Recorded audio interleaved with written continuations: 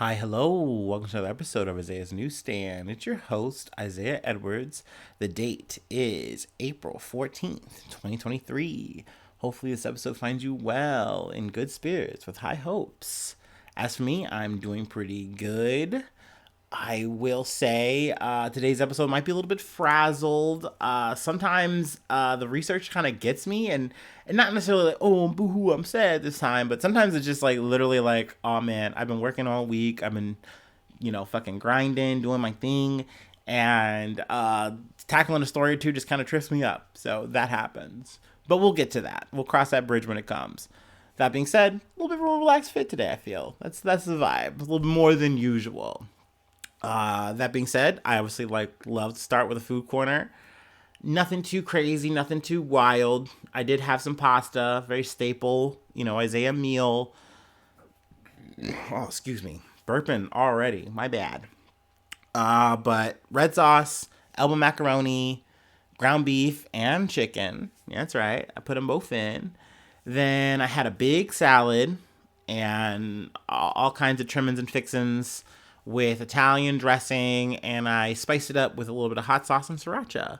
And yeah, it was really good. I had at least a yummy meal at home as per usual. Like I said, trying to watch that budget a little bit. But yeah, not too much to say about me. It's just a typical Friday. But yeah, we can go ahead and get into some news. Let's see, at the top from the Associated Press, DeSantis signs Florida GOP's 6-week abortion ban into law. Now, something I need to sometimes reiterate the word, yes.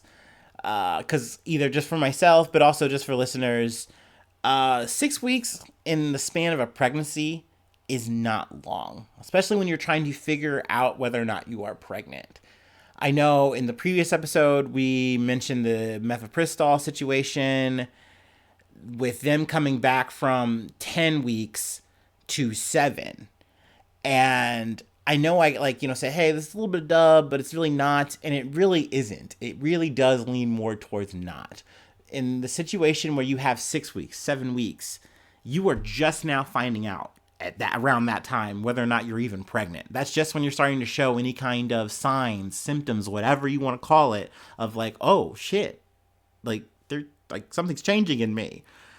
And I really feel like that's an important thing. It gets downplayed a lot by Republicans when they ram through these bills. And obviously for them, it's not about the timing or anything like that. They want to ban abortion, and that's what they are getting away with here. And they get to push this agenda, and naturally, any kind of religious base goes, yeah, awesome, woohoo, saving the babies, woo, life starts at conception, brother, yee. So everyone's kind of getting what they want in this shitty little feedback loop. But obviously, meanwhile, women's rights are just being stripped literally from them. DeSantis obviously is just using this culture war bullshit to churn up his platform for a potential run, which it does look like, I believe I pulled this from this article, that he got. It's looking like it's going to get set up for around May, where he's going to come out and say, hey, I am running officially. So, we'll obviously cover that when it comes. I was honestly thinking, maybe he's not going to run. But then I realized, no, dummy. He's already making the rounds. He's already, pushing his book, going around, the U.S. He's already done that shit, which is a typical move. You've also, more importantly, accepted donations for your campaign that you're going to have. So that immediately means, yes, you are going to deliver here once you're getting the money. So, look forward to that. Woo woo. Mr. Meatball himself. But yeah, focusing on the situation at hand, it doesn't look good. I will say, let's see, I guess, honestly, I really don't feel like there's too much that I really wanted to say here. I should add some of the stipulations. The 6-week ban will take effect only if the state's current 15-week ban is upheld in an ongoing legal challenge that is before the state Supreme Court. which is controlled by conservatives. So that's why I want to say, like, yes, obviously this is Ron DeSantis' agenda, but it's also the political state's agenda at hand. And they've all been moving in lockstep here. Like, they all know the drill. So it doesn't look good. That being said, there's a bit of silver lining, as we'll kind of use this as a segue, and we might get to it later in the week cycle of the podcast, but we'll see. But it looks like Justice Alito has put a temporary ban on the most recent situation with the mifepristone. So until they get together and actually wind up hearing arguments and come to a conclusion on a ruling, I think. I don't know if they're going to hear arguments or not, but essentially they are letting things presume as usual, which is good, but that's only as good until they come up with a ruling, which is, once again, talking about a super conservative, supercharged majority conservative bullshit. That doesn't look good for the mifepristone pill. Obviously, yes, and in Florida things don't look good. So yeah, I mean, it's shitty all over in a lot of places, and that's why I like to cover it. To even though it sucks to constantly talk about the shit over and over and over again, it is important to bring attention to it when you can. That being said, a potential another silver lining real dubs. I'm hoping, but I'm cautious because this is like kind of breaking news down the pipe, and I haven't heard too much about it outside of what I've only researched personally and heard from friends. So, get to this from the Politico. Supreme Court rejects bid to block major class action settlement on student loan relief. So let's read a little bit here. The Supreme Court on Thursday rejected an effort by 3 colleagues to halt a class action settlement that's set to cancel more than $6 billion of federal student loan debt owned by borrowers who say they were defrauded. At least 5 of the justices voted to turn down the college's effort to stop the settlement and challenge the education department's powers to cancel large amounts of federal student loan debt. Let's see here. So we'll see if this is actually the dub. I'm hoping that it is. Like I said, I initially got this story from a friend. They wound up hitting me up saying like, hey, like, it looks like my student loan's going to be like forgiven. And I'm like, what? Like, I figured like I would have heard about that. Like if something big came down the pipe. She went ahead and sent me the link, and I was like, I mean, shit, this is a real ass article. It sounds like what you're saying, and hey, you're saying also your shit's gonna get processed now. So obviously, I'm happy to hear that. I am holding my breath though, because naturally, anytime I say something with my chest on things like this, the government just comes around and says, fuck that though.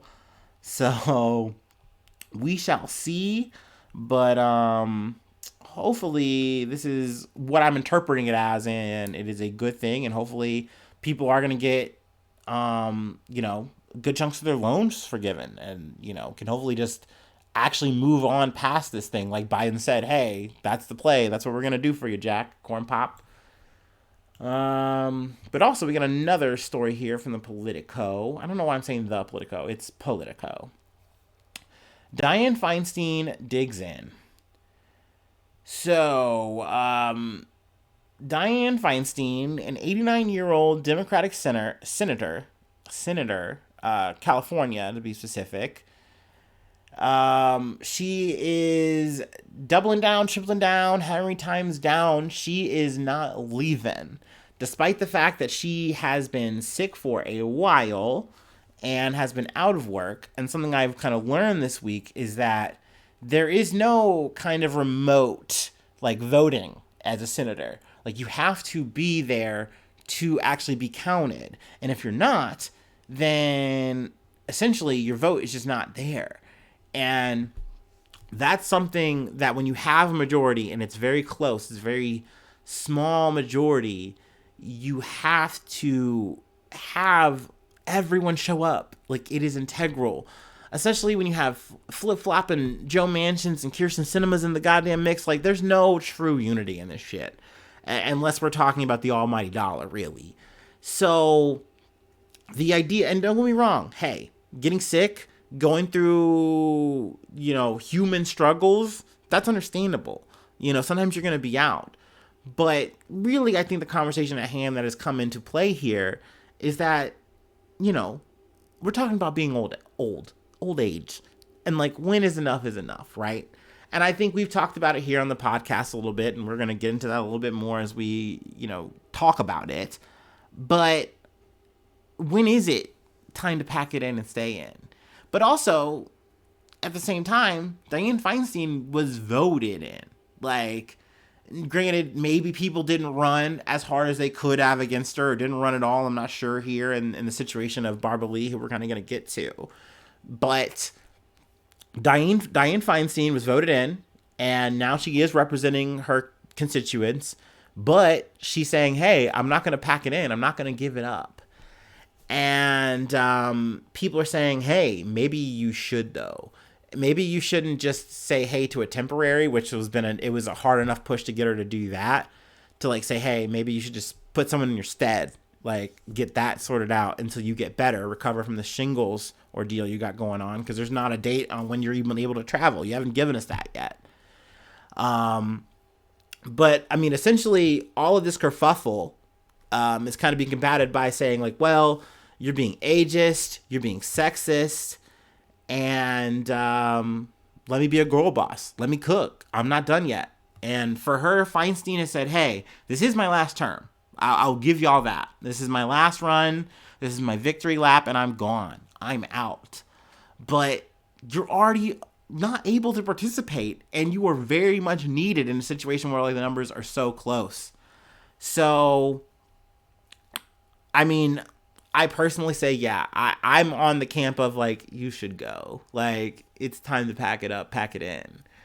And I know it's like, well, Isaiah, aren't you going to be like supporting Biden if he runs and all that kind of shit? And I'm like, I guess for lack of a better fucking candidate, yeah, I am. Because it's going to, let's be real here. Because from what I'm seeing, the lay of the land, it's already looking like it's going to be Biden versus Trump, Like that's just where the stars are aligning. And we're just going to do, round 2 electric boogaloo. And you already know where I'm voting. You already know I'm voting for that old piece of shit Biden. Which is why I thought it was so funny talking about another thing we've covered when they did his old little health checkup and they talked about his fucking, I think they did like I don't know, they did some kind of biopsy thing on him, or they cut out something. But it was like, oh, damn, like, this dude really could die at any moment because he's, like, fucking 80 years old and he looks like a cadaver. And, like, he looks lost half the time when he's on a fucking podium. Like, yeah, I agree that he shouldn't be up there either. It's not a whether it's a man or a woman thing to me. You're old, you're old. I think that throughout all of it, whether you're conservative or liberal, like, eventually you got to say, hey, we got to give it to the old guard or the young guard, the new guard. But I don't know. I mean, I guess it is hard to say what age. I don't know. 70, 65. Like, I'm not the one to make that decision. But I will say that at least when you're at a point like, hey, what I'm doing is potentially endangering my party, then, like, I feel like if you're a politician and you truly believe your shit, then you should step down for that greater good alone. I don't know. But Ro Khanna has been a man who is really blowing it, ringing the bell, saying, hey, she really should step down. It's time. He put up Barbara Lee, who is someone who is like someone he felt was a good candidate. She is planning on running for the seat in 2024. So that was like, hey, this just feels logical. Let's just make this happen sooner. Barbara Lee, though, I think did the tactically smart thing. And she kind of let it leak amongst a couple of people saying, hey, I don't support that. Fuck that. Let Dianne cook. Let Feinstein, let my queen cook. She's not done. I'm not in. And essentially, just talk that down. She's like saying, hey, I don't support that. I'm not, let her be. Let her, like, my focus is on her getting better, which is such a S-tier political move. I mean, maybe she believes that entirely, whatever. Cool. Awesome. Nancy Pelosi. obviously not a spring chicken herself, has obviously been ringing the bell in the other direction in the sense of saying, hey, I think this is fucked up that you're coming for a fellow girl boss and you're trying to gatekeep because she's not a little young tenderoni. Obviously, this is strong paraphrasing. um, and I'm like, okay, but I think that's just protecting self-interest, Nancy. Methinks. I think she should also retire. She's very old. Like, you don't need to be there. You've made so much money. You've done, quote unquote, so much good. Whatever, just go. It's time. But she put up a pic of Adam Schiff. And I'm like, wait, you didn't pick a girl boss like Barbara? What the fuck? But I think that's just like kind of like personal like tie shit, whatever. So that's my 2 cents on it. That's the insight I wanted to kind of put out there.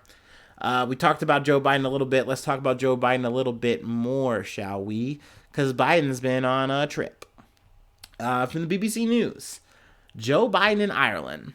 President remembers late son an emotional Mayo visit. And I gotta tell you guys, this is it.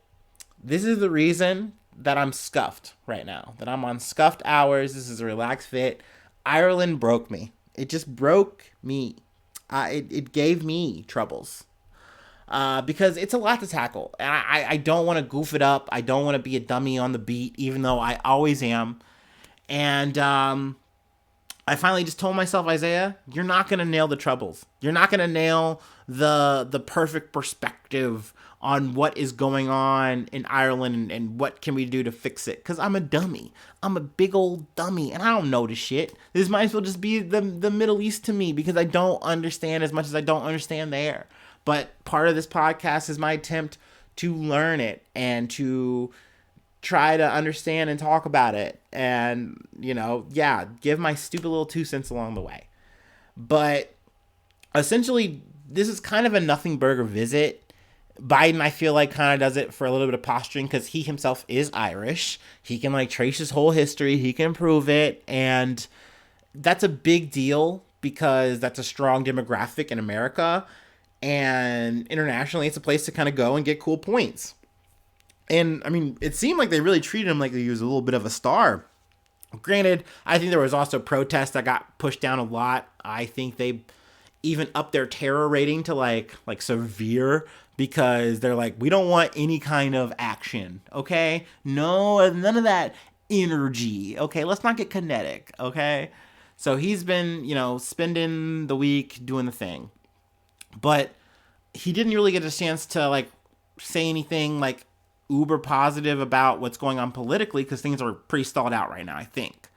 I believe even we've covered a bit of it. I've tried to, like I said, get my little toehold in, but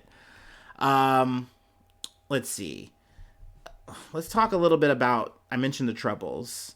But by the late 1980s, the Troubles were a military and political stalemate, with the IRA able to prevent the British government imposing a settlement, but unable to force their objective of Irish reunification. And I believe the northern part of Ireland was the side that said, hey, let's just really sign this treaty and just call it. And I think that made things very divisive between Northern and Southern Ireland, where they're like, no, we can really just finish this if we keep fighting, we keep pushing, we're getting somewhere, we're making things happen. Let's finish it. Let's not give up. And then, Northern Ireland kind of did the greater good because you had, at the time, Tony Blair and Bernie Ahern were the prime ministers at the time, but also American influence was at play there, the 90s. So everyone was kind of saying, hey, let's just do this. Let's just cool out. Let's just stop all the violence. Let's get along. But, essentially putting you in a situation where you are under the control of another country. At least as I've interpreted it to the best of my fucking abilities. So anyway, Biden did some cool shit in Ireland, touched some stuff, shook some hands, got some cool sound bites, and yada, yada, yada. I kind of wanted to say that I covered it. That's it. I read the title. Apparently, the priest that did his son's funeral, his like son's like last rites, he also like visited his dead son's like tombstone memorial thing. So this is all like very emotional, and then it was like, oh, it was a very chance meeting. I'm like, I'm sure it was. Like, he wouldn't have showed up to this area, and then they would have been like, oh, well, you're here, he's there. I'm sure he wants to see you. Like, you don't even have to get conspiratorial over that kind of shit. Like, oh, okay, whatever. Anyway, I'm looking at a picture of Hunter Biden fully clothed. That's pretty crazy. But yeah, I mean, I that was my loose covering of the Good Friday Agreement, the troubles in Ireland. I hope you don't hate me for it. Sorry. God, this is hard. This is not easy, y'all. All right, I got one more thing to cover, and then I'll let you go. Thank you so much for putting up with me, y'all. Alrighty.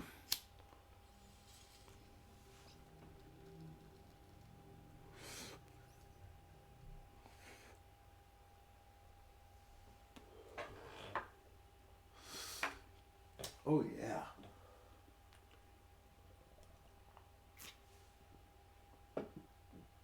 Let me double dip. You double dip the chip. All right, we're back. From NPR. What we know about the Indiana industrial fire that's forced residents to evacuate. So this was a very big, really nasty fire. I honestly, I put it up akin to the East Palestine situation that we had in Ohio. Just in the sense of, I believe this fire is still burning. We didn't start the fire, but this motherfucker is still burning in Indiana right now, okay?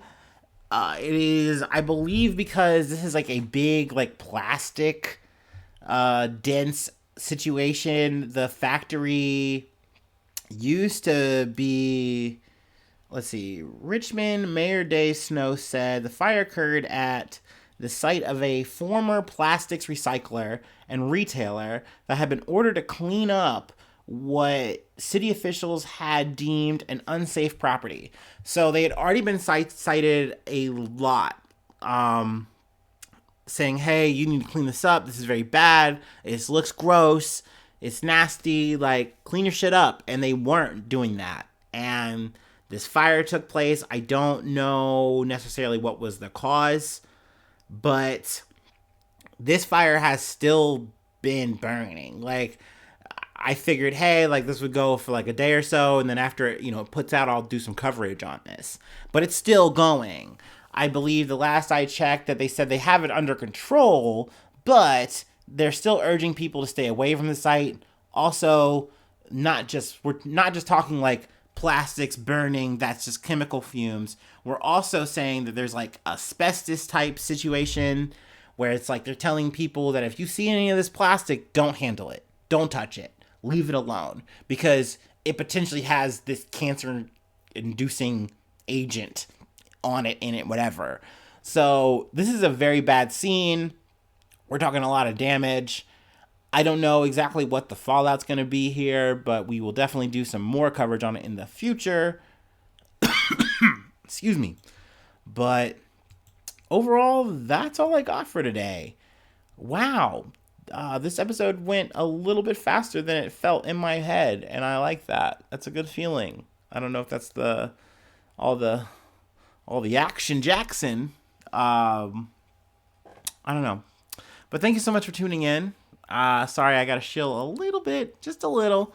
Patreon.com/Isaiah News. If you'd like to support the podcast or get a little bit of extra content, I do make an extra episode every week. It goes on there. So if you want to stay fully current, up with all the Joneses that I'm up with, it's there. Become whole, become one. Also, I have a Discord hot link, but you can get the Discord if you just find me online. I will give it to you because I'm trying to grow that community. Like I said, we are no Thug Shaker Central. That's not us, okay? We are a clean, awesome, we're a foodie Discord at this point. Like, all I've talked about is food, and I've posted some episode links. It's It's not that deep, you know? I'm willing to talk about Minecraft, I guess. Maybe if that's what you want to talk about.